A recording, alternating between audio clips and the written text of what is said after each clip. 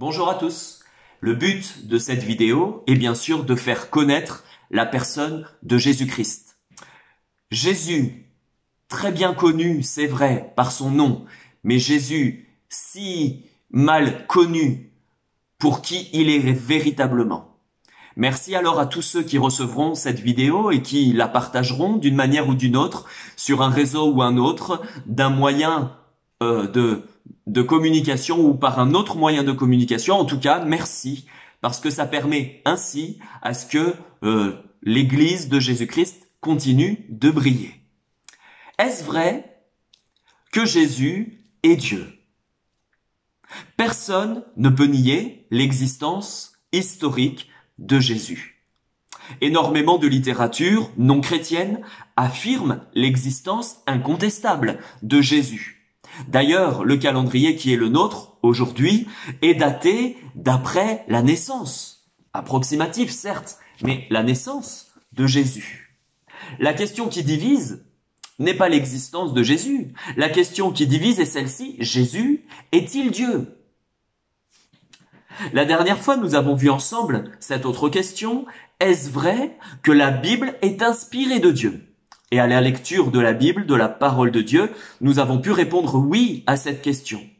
Par conséquent, puisque nous croyons que la Bible est inspirée par Dieu, nous croyons que la Bible répond clairement à cette nouvelle question: est-ce vrai que Jésus est Dieu? Nous découvrons dans le Nouveau Testament les propos de Jésus qui nous sont rapportés. Qu'a-t-il dit, lui, Jésus, le concernant? Dans Jean chapitre 10, Jésus affirme: « Moi et le Père, nous sommes un. » Moi et le Père, nous sommes un. Ici, il n'est pas question d'être un dans une façon de penser, d'être un dans une façon de parler. Non, ici, il est bel et bien question d'être un dans la nature. Jésus affirme que lui et le Père sont un, c'est-à-dire de la même nature. Par conséquent, il est question de la nature divine. Aucun prophète n'a jamais dit « Je suis de la même nature que Dieu ». Ce serait un blasphème. Jésus l'a dit, parce qu'il est Dieu, parce qu'il affirme sa divinité, sa nature divine. Dans Jean, au chapitre 5, Jésus dit « Mon Père agit jusqu'à présent, moi aussi, j'agis ». Et l'auteur de cet évangile, l'évangile de Jean, précise juste après que les Juifs ont très bien compris que Jésus parlait, se faisant lui-même égal à Dieu. Quel être humain peut affirmer être l'égal de Dieu, de la même nature que Dieu? Personne, si ce n'est Dieu lui-même. Là encore, Jésus affirme clairement sa divinité. Dans Jean 5, au verset 23, Jésus dit ceci: « Que tous honorent le Fils comme ils honorent le Père. » Et bien entendu, le Fils de Dieu, c'est lui, Jésus. Jésus est en train d'affirmer que Dieu le Père et lui, Jésus, le Fils de Dieu, doivent être honorés de la même manière. Là encore, scandale pour les Juifs qui comprennent très bien les propos de Jésus. Les Juifs ont très bien compris que Jésus était en train de se faire l'égal de Dieu. Dans Jean, au chapitre 8, Jésus dit « Si vous me connaissiez, vous connaîtriez aussi le Père. » Et dans Jean, au chapitre 14, Jésus dit encore « Croyez en Dieu et croyez en moi. » Et puis il dit « Celui qui m'a vu a vu le Père. » Ainsi, Jésus affirme qu'il est le reflet de Dieu, le Père. Le connaître lui, Jésus, le croire lui, Jésus, le voir lui, Jésus, c'est voir Dieu. Nul doute que Jésus affirme sa divinité. Jésus, à plusieurs reprises, parle de cette manière-là, dans Matthieu 5, par exemple, « Moi je vous dis ». Tous les prophètes de l'Ancien Testament parlaient de la part de Dieu. Et lorsqu'ils parlaient de la part de Dieu, ils le précisaient bien. Jésus, encore une fois, diffère de tous les autres prophètes, puisque ses paroles, ses enseignements, il leur donne la même valeur que les paroles de Dieu. Il ne dit pas « Dieu dit que », mais il dit « Moi, je vous dis ». Les paroles de Jésus ont donc une autorité divine. Lors du procès de Jésus, tous les religieux de l'époque, qui ont très bien compris les paroles de Jésus concernant sa divinité, l'accusent donc de blasphème en se faisant l'égal de Dieu, en se faisant passer pour Dieu. Ces accusateurs lui ont donc posé cette question, on ne peut plus claire, concernant sa divinité. « Es-tu le Messie?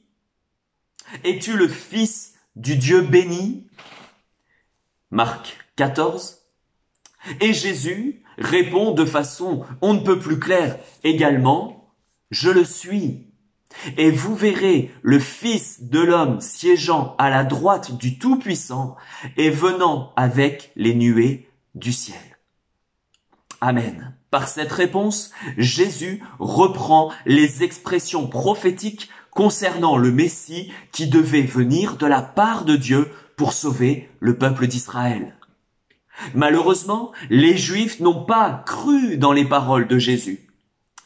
Les Juifs ont très bien compris les paroles de Jésus, mais ils n'ont pas saisi que Dieu lui-même est venu sur la terre en la personne de Jésus pour les sauver de leurs péchés. Et toi, mon ami, toi qui regardes cette vidéo, as-tu bien compris qui est réellement Jésus?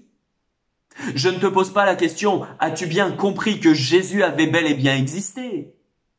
Mais as-tu bien compris que Jésus est Dieu et qu'il est venu pour te sauver? On parle beaucoup de Dieu.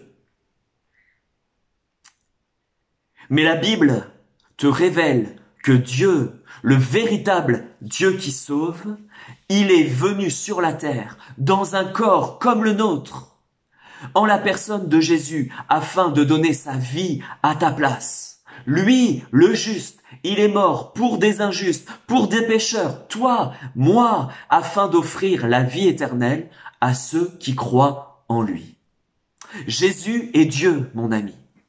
Il n'est pas resté sur la croix. Il n'est pas resté dans le tombeau. Jésus est ressuscité. Et si tu doutes encore de sa divinité, écoute encore un peu. Si tu lis la Bible, et particulièrement les 4 évangiles, tu y découvriras que Jésus, tout comme Dieu, est éternel. Qu'il existe de toute éternité. Il n'a ni commencement, ni fin. Jésus a dit, de même que Dieu, qu'il était l'alpha et l'oméga, le commencement et la fin. Jésus est omnipotent, c'est-à-dire qu'il a tout pouvoir. Jésus l'a dit, qu'il a tout pouvoir dans les cieux et sur la terre. Jésus est omniscient. Il sait tout, il connaît tout, il voit tout, il est omniprésent partout, en tout lieu, en tout temps, dans tous les siècles. Jésus est parfaitement saint, sans aucun péché, tout comme Dieu, le seul saint. Et sache que la Bible révèle aussi que Jésus est le créateur de toutes choses, comme Dieu.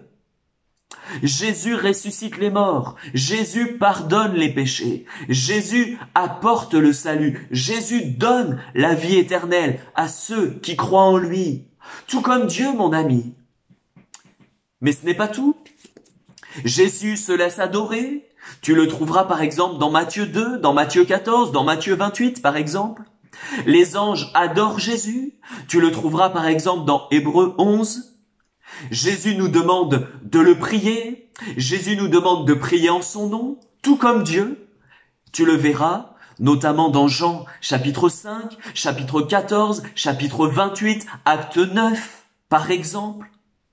Il y aurait encore tellement d'autres choses à dire à ce sujet concernant l'évidence dans toute la Bible que Jésus est Dieu. Mais le but de cette vidéo est d'être clair tout en étant concis pour qu'un maximum puisse l'écouter jusqu'au bout.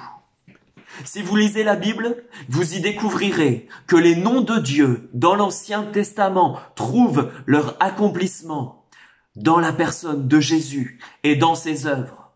Je vous donnerai un seul exemple. À plusieurs reprises dans l'Ancien Testament, par exemple au chapitre 23 des Psaumes, Dieu est comparé à un berger. Il est le berger de son peuple. Eh bien, Jésus dit, et vous le trouverez dans Jean au chapitre 10, Jésus dit que c'est lui le bon berger. Le bon berger d'ailleurs, qui donne sa vie pour ses brebis. Personne n'a pris sa vie, Jésus dit, mais il la donne. Il a le pouvoir de la donner de lui-même et il a le pouvoir de la reprendre. La Bible, comme Jésus, nomme Jésus, comme étant le Dieu tout-puissant, le Père éternel. Il est confessé comme étant le Seigneur, qui, tout comme Dieu, ne change pas. Il est le Sauveur, il est le Rédempteur, tout comme Dieu qui sauve, qui rachète, qui offre le salut. Mes amis, ce n'est pas un usurpateur d'identité, Jésus. À la lumière de la Bible, rappelons-le, la parole inspirée de Dieu pour toi, pour moi, Jésus est Dieu, de toute évidence et sans aucun doute possible. On peut mettre tout et n'importe quoi derrière le mot Dieu. Beaucoup disent qu'ils croient en Dieu. Mais en quel Dieu crois-tu? La Bible est on ne peut plus claire à ce sujet.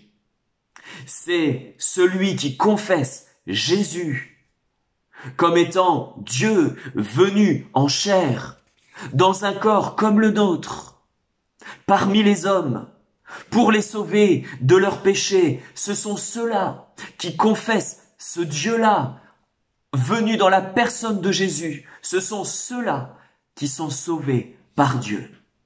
Jésus a dit, et ce sera le mot de la fin, « Je suis le chemin, la vérité et la vie. Personne ne vient au Père si ce n'est en passant par moi. » Vous le lirez dans la Bible, l'évangile de Jean, chapitre 14 et au verset 6. Personne ne peut espérer atteindre Dieu s'il ne passe pas par Jésus-Christ pour être sauvé. Jésus-Christ, c'est Dieu qui est venu jusqu'à toi pour te pardonner de tes péchés, pour te donner la vie éternelle. Crois-tu en Jésus-Christ? Crois-tu que Jésus est Dieu? Si tu le crois, confesse tes péchés à Jésus. Et la Bible dit que si tu confesses de ta bouche le Seigneur Jésus, alors tu seras sauvé. Mon ami, confesse Jésus-Christ comme étant Dieu de toute éternité et tu seras sauvé. Amen.